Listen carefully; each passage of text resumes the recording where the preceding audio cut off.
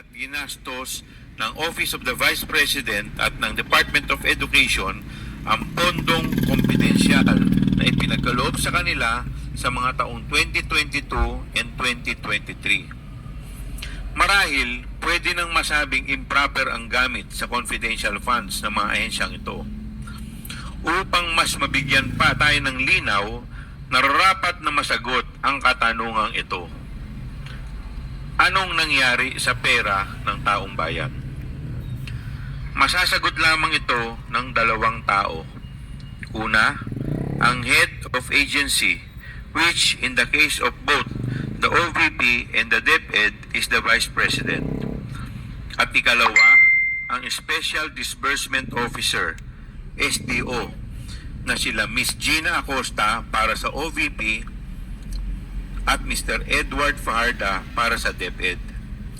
Ngunit ni isa sa mga ito ay hindi nagpapakita sa atin. Pakita po yung slides. Your Honor, the information technology, there you go, Your Honor. Dito po makikita po natin yung dalawang slides na nagpapakita po ng matrix kung paano po ginamit ang 2022 and 2023 OVP and DepEd confidential funds na na-release, in-encash at niliquidate ng Vice President at SDOs. Indicate other signatories to the DVs, checks, LRs and ARs and their relationship to the VP.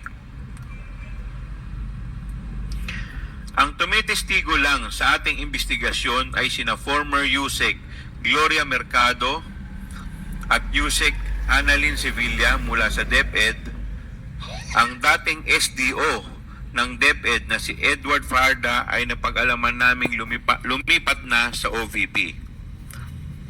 Hindi may iwasang magtaka ang iba na bakit OVP at DepEd lang ang nakasalang sa usapin ng confidential funds. We have to start somewhere. At dahil nasimulan na natin ito, nakita natin na ang mga kaduda-dudang justification sa gastos para sa safe houses worth 16 million for 11 days at 15 million para sa youth leadership program kung saan pondo naman pala ng Philippine Army ang ginamit. Our inquiry does not end with 15 or 16 million or 73 million. Sa totoo lang, 612.5 million ang kabuuang halaga ng confidential fund ang ibinigay sa OVP and DepEd sa loob ng 2 taon. Dito po makikita po natin ang graph showing disbursement of OVP and DepEd totaling 612.5 million. Nasaan na ngayon ang 612.5 million? Sino ang OVP? Ating siniyasat kung bakit ito nangyari, saan napunta at paano ito ginamit. Ngunit kung susumahin ang lahat ng confidential funds OVP, ito ay abot sa higit kalahating bilyong piso o 612.5 million. Base sa salaysay ng mga testigong nakalap, lumabas na pawang hindi paniwala, haka o gawa-gawa lamang ng mga proyekto at programang pinaglaan at pasa ng confidential funds. Would like to find out who is the one that did not accept the letter and what is his position. Comsec, please answer the query of Congressman Abante. Your Honor, this is based on the report of the Legislative Service Bureau. From the legal department of the Vice President, they were in coordination with her, Attorney Emily Torrentira. She was the one who refused to accept the subpoena, Your Honor. Mr. Chair, is there any reason why she refused to accept the invitation? Did she give any reason, Mr. Chair? What is the reason?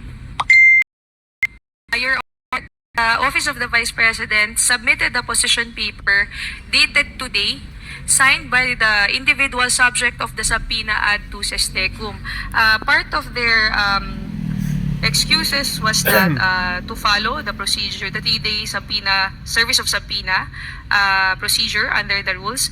However, they stated here that there was no subpoena received, but they refused to receive the same, Your Honor. Second, justification, Your Honors, the subject matter of the deliberation is not in aid of legislation and violative of the rights of the resource persons. They also raise jurisdictional issue and their right to decline invitations. And lastly, sub judice, because of pending cases in the pending case in the Supreme Court, Your Honor. The position paper respectfully submitted November 5, 2024 were signed by the following individuals: Attorney Zuleika T. Lopez, Attorney Emmanuel Lemuel G. Ortonio, Attorney Rosa Sanchez, Julieta L. Villadel, Gina F. Acosta, Attorney Sunshine Chari A. Fajarda, and Mr. Edward D. Fajarda, Your Honors. There is another second position paper, however, this pertains to satellite offices, the lead managers of the satellite offices, subject of the subpoena, Your Honors. Mr. Chair,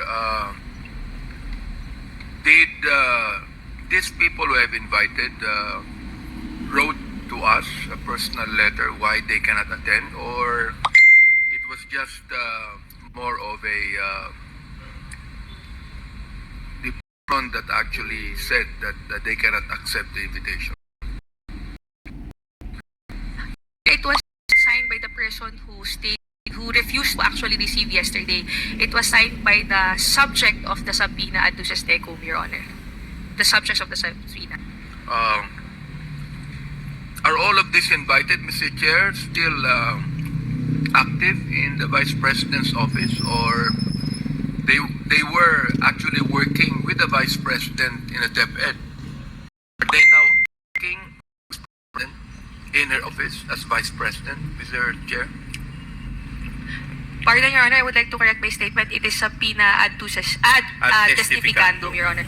For the position paper, Your Honor, the committee and the secretariat has information that Attorney Sunshine Chari A. Fajarda was formerly an ASEC of the Department of Education. In the previous hearing, the position papers she submitted to the committee was did not use the header of the Office of the Vice President. However, from the start of our hearings, Your Honor, Mr. Edward D. Fajarda, formerly an SDO of the Department of Education, submitted his position papers under the header of the Office of the Vice President. It was only today, in view of this position paper submitted today, that the Secretariat was made aware that Attorney Sunshine Chari A. Fajarda is now with the Office of the Vice President, considering that she signed her name here under the header of the OVP. As to the question of Congressman Abante, with respect to the status of this subject, siguro we can ask the former undersecretary or the spokesman of the Vice President, Attorney Poa, if are you still connected with the well, I understand that you are no longer connected with DepEd, but how about in the Office of the Vice President? Are you still connected? Good morning. Good morning, Mr. Chair. Yes. I would like to inform the Honorable Committee that I am no longer connected po with the Office of the Vice President. Hindi na po ako, yung consultancy contract ko po was already pre-terminated, Your Honor. Not even as a spokesman? Wala na rin po ako as spokesperson. Okay, but are you aware of the status of the people who are subject of the subpoena? Opo. Are they still connected? Honestly, Your Honor, when I was still there, yes, they were connected with the OVP. Although, as of today, hindi ko na po talaga masabi factually if they are still connected or not. I would assume because of the position paper with the letterhead that they're still connected. But I cannot confirm that because nagpaalam po ako, nagpaalam po ako na umalis pa po to the previous hearing.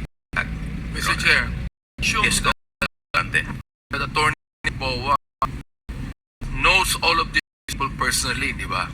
Yes, Your Honor. Oo. So therefore, siguro at present, alam mo pa rin kung sino yung connected kay Vice President. Yes, Who are those still connected with the Vice President? Your Honor, as far as you know it. as far as I know, those people are still connected with the Vice President. Although as of today, I really do not have personal, but as far as I know, they are still connected with the Mr. Chair, how about Ms. As far as I know, Saga?